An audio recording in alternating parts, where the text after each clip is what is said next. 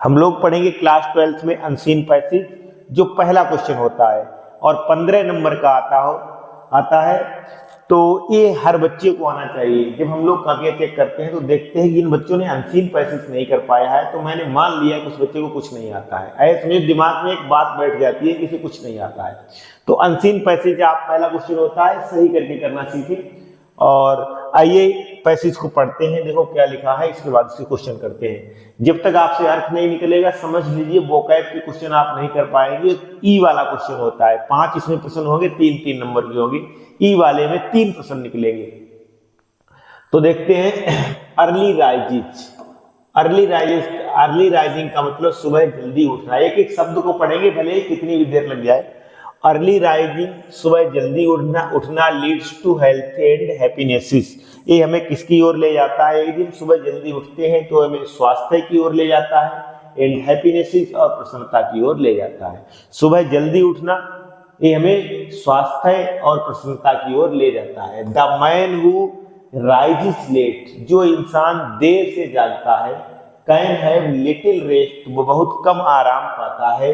In the course of माने के दौरान, ऑफ डे मींस दिन के दौरान। जो इंसान देर से जागता है वह दिन के दौरान बहुत ही कम आराम पाता है।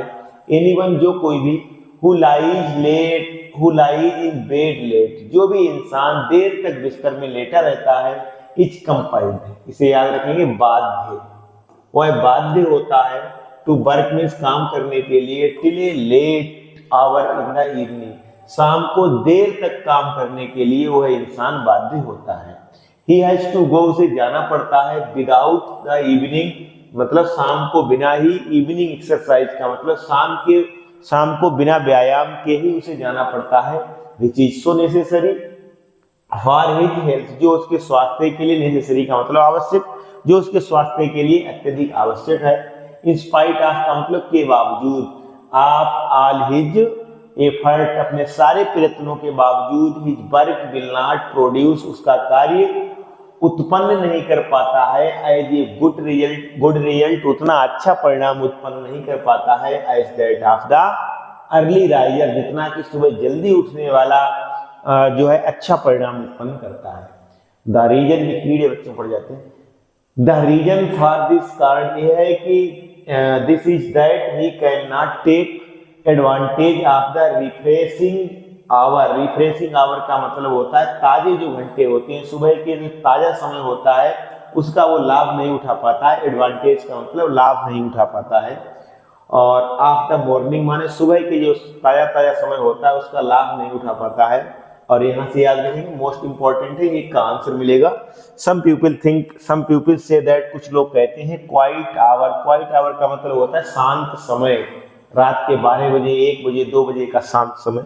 आप मिडनाइट में आधी रात का शांत समय इज द बेस्ट टाइम, सबसे अच्छा समय होता है फॉर वर्किंग मंस, काम करने के लिए। लेकिन ऐसा कुछ ही लोग मानते हैं, सब नहीं मानते हैं। सेवरल ग्रेट थिंकर्स, सेवरल का मतलब होता है मैनी, इस शब्द को याद रखें, आपको एक मीनिंग मिलेगा, मैनी। सेवरल का मतलब कई, ग्रेट थिंकर्स महान विचारक से कहते हैं दैट दे कैन राइट, कि वो सबसे अच्छा लिख सकते हैं, बेस्ट में सबसे अच्छा लिख सकते हैं, only when they burn midnight oil. Midnight oil का मतलब जब वो आधी रात को तेल जलाएं। तेल जलाने का मतलब पहले की बात है तो डिब्बी के लाइट में, कैंडल की लाइट में और लालटेन की लाइट में लिखा जाता था, तब की बात। इट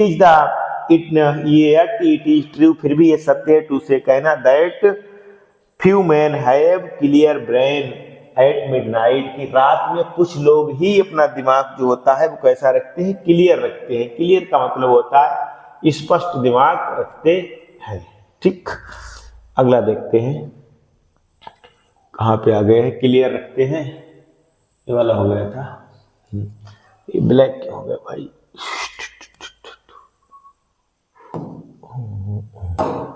ठीक, when the body need rest, जब शरीर को आराम की जरूरत होती है, एंड स्लीप और सोने की जरूरत होती है, तब कुछ ही लोग दिमाग को स्पष्ट रख पाते हैं। दोज हू वर्क, जो काम करते हैं, एट दैट टाइम, उस समय, जो रात में मतलब काम करते हैं, सून जल्दी ही, रूइन देयर हेल्थ, अपने स्वास्थ्य को खो देते हैं, बैड हेल्थ मस्ट आवर, बुरा स्वास्थ्य इन लॉन्ग रन मींस लंबे समय तक हैव ए बैड इफेक्ट, बुरा प्रभाव डालता है on the quality of their work. Quality of their का मतलब उनकी कार्य की गुणवत्ता पर बुरा प्रभाव डालता है।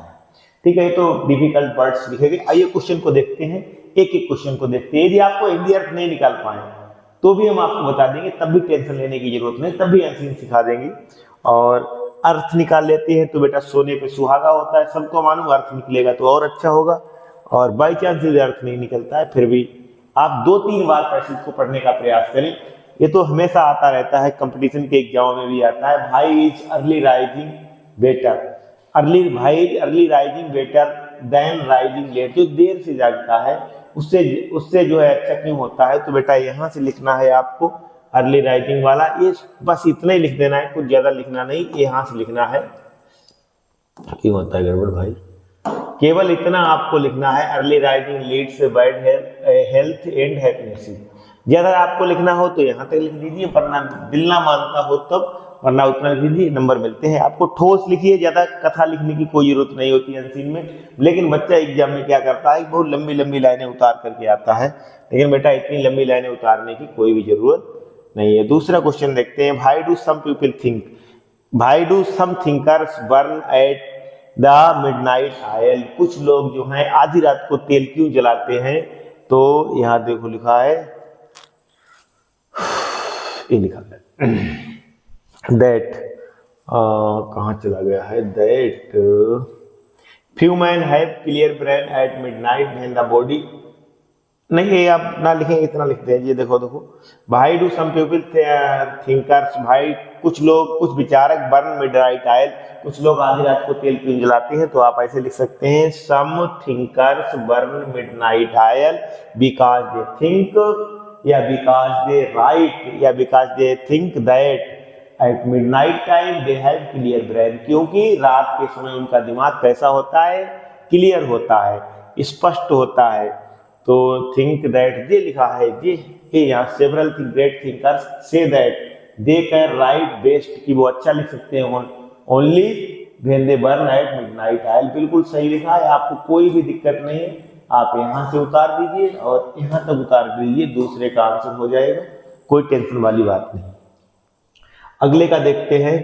देखो भाई जहां भी पढ़ो थोड़ा वक्त दे करके पढ़ो भाई। What are the advantage of both morning and midnight oil hours. मतलब शाम को कार्य, सुबह को जो कार्य करते हैं उन्हें क्या एडवांटेज मिलता है, और जो शाम को कार्य करते हैं, लेट मतलब आधी रात में कार्य करते हैं, उन्हें क्या एडवांटेज मिलता है। तो सुबह को जो कार्य करते हैं उन्हें तो रिफ्रेशिंग आवर मिल जाते हैं, ताजे घंटे मिल जाते हैं, कहीं पर देखिए, और रिफ्रेशिंग आवर और एक्सरसाइज के लिए भी ज़्यादा समय मिलता है।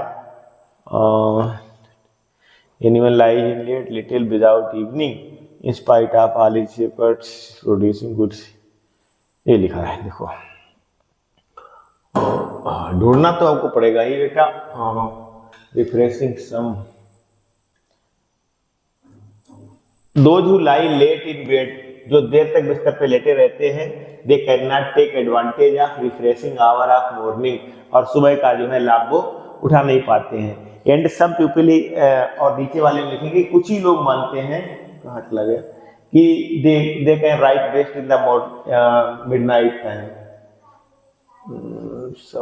सर्वल great thinker midnight yet it is true, ये लिखा है टू से दैट। फिर भी लोग कहते हैं कि that few men have clear brain midnight when the body need rest and sleep। यहाँ तक लिखना है क्योंकि इसमें दो बातें पूछेंगे, जो लेट तक सोता है उसके लिए क्या है, और जो सुबह जल्दी जागता है उसके लिए क्या है। देर से जागता है उसके लिए, तो देर से जल्दी जागेगा वो तो लाभ उठा लेगा, और जो देर से जागेगा और देर तक मतलब जो है रात में काम करेगा, वो इतना ही केवल मानते हैं लोग कि इसमें केवल कुछ ही लोग अच्छा काम कर सकते हैं।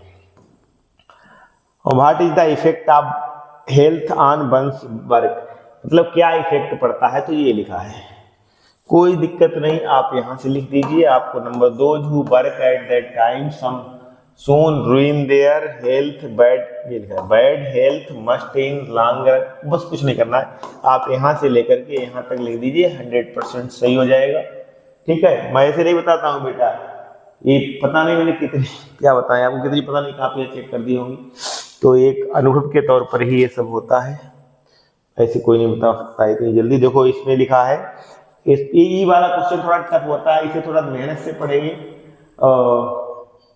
ई वाले में which word in the passage, आपको ये ठीक है, आपको पैसेज में ही शब्द ढूंढना होगा अपोजिट ऑफ नॉइजी। नॉइजी का अपोजिट शब्द, नॉइजी का मतलब होता है उल्टा, नॉइजी का मतलब होता है शोर करने वाला, और शोर करने वाले का उल्टा हो जाएगा शांत शब्द। शांत का हो जाएगा क्वाइट। अभी हम ऊपर ढूंढ देंगे, अभी ऊपर ले चलते हैं। और दूसरे का पूछता है कि एंटोनियम पूछता है सेवरल का। सेवरल मीन्स होता है कई, ठीक है। तो कई की अंग्रेजी क्या हो जाएगी? सेवरल मीन्स होता है मैनी, मतलब कई, तो इसकी हो जाएगी फ्यू, ठीक है। उसका क्वाइट हो जाएगा। और इसका क्या है? रूइन। ये सिनोनिम्स रूइन वाला है, ये रूइन, ठीक है। तो रूइन में synonym, give the synonyms of रूइन। ये पैसेज से नहीं पूछ रहा है, अपने आप से पास से लिखना पड़ेगा कि रूइन का क्या होता है। रूइन का सबको पता है, डिस्ट्रॉय हो जाता है, नष्ट होना होता है। तो पहले वाले का क्वाइट कहीं पर लिखा होगा, क्वाइट आवर्स, कहीं पर ढूंढो, देखो क्वाइट लिखा होगा।